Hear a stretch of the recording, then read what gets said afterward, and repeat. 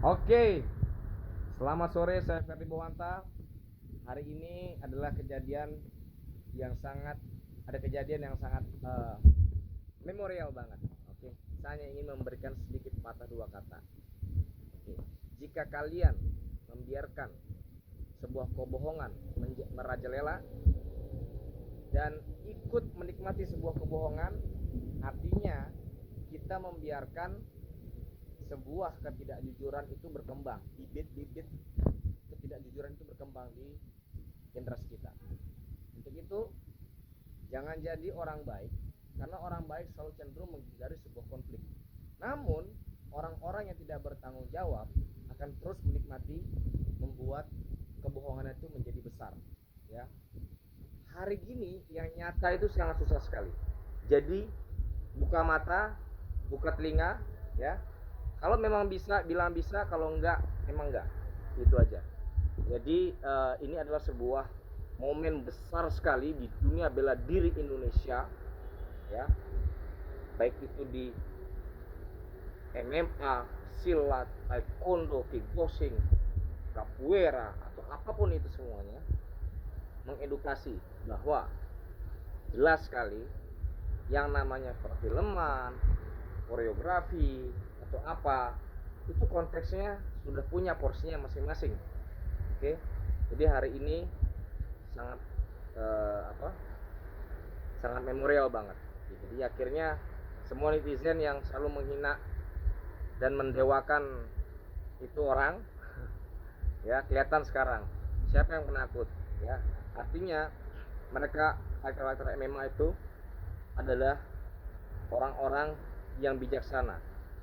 Oke, orang-orang bijaksana, dan mereka mau membongkar kebohongan. Oke, sudah kelapanya di bawah, ya guys. Sorry, ada tukang kelapa. Jadi seperti itu ya guys.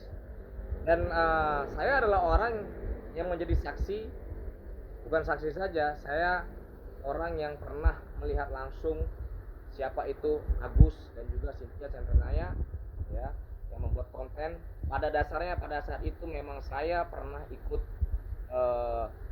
membuat sebuah koreografi dengan mereka, dan saya awalnya mungkin sama kayak teman-teman bangga melihat Cynthia Chandranaya ini sebagai suatu aset negara, menjadi aktor laga yang bagus sekali. Tapi sayang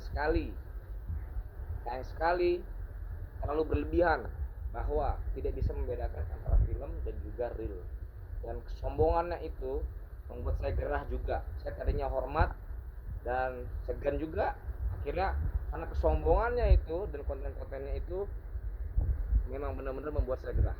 Jadi buat saya, teman itu siapa?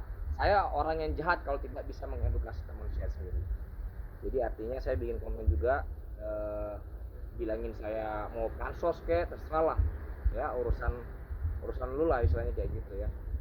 Tapi yang pasti adalah saya ikut bertanggung jawab, ya.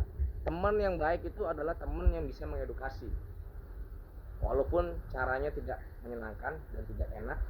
Tapi ingat, kalau kalian punya teman, dibiarkan terus seperti itu akan berbahaya.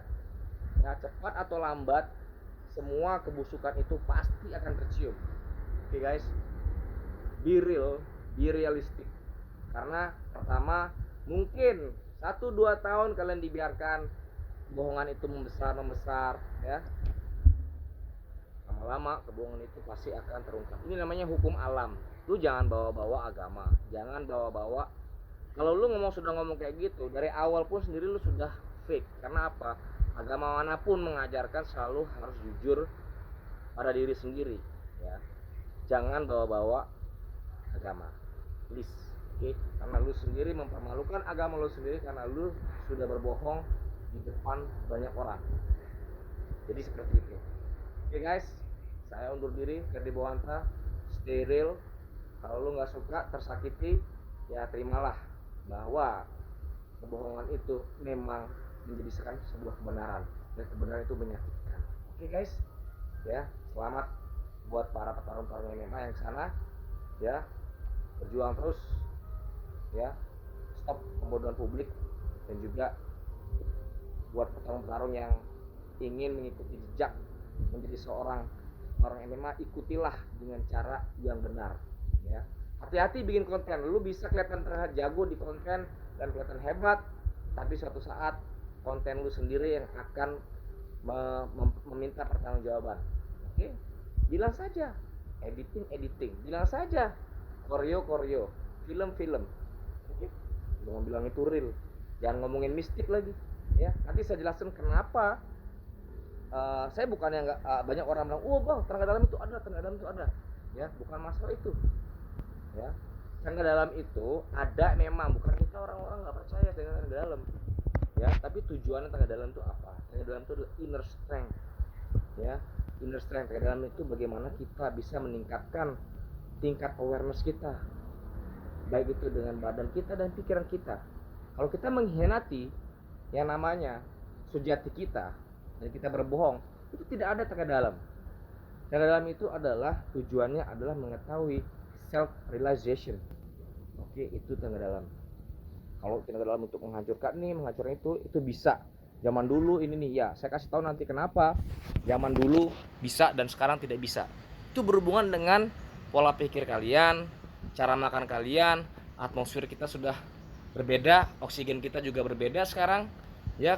Makanya tidak ada lagi orang-orang sakti, karena kita adalah golongan manusia yang genetiknya susah untuk mengupdate itu seperti orang-orang zaman dulu yang bisa meditasi di gua-gua dan juga bisa mengakses dimensi yang mistik seperti itu, ya. Jadi nggak ada tuh kayak gini, ya.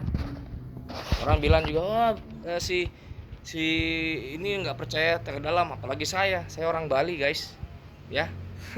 Saya tahu mana asli mana enggak, ya. Apalagi saya dibilangin mistik muda juga. Saya bilang juga orang-orang spiritual tuh jangan disangkut pautkan dengan mistik. Mistik itu adalah sesuatu hal yang tidak bisa dijelaskan dengan nalar untuk saat ini. Ketika bisa dijelaskan dengan nalar, itu sudah bukan mistik namanya. Oke, jadi ingat, ya, magic itu memang menyenangkan, tapi kalau kalian sudah tahu rahasianya, biasa saja. Oke, saya Ferdi Buwanta, stay real, ya. Jadi nyata pada diri kalian sendiri, ya. Perjuangan itu akan terbayar ketika kalian benar-benar melakukan hal yang benar. Oke, kalau berbohong itu memang free, tapi one day you must pay. Oke guys, saya undur diri, Ferdi Buwanta, ciao.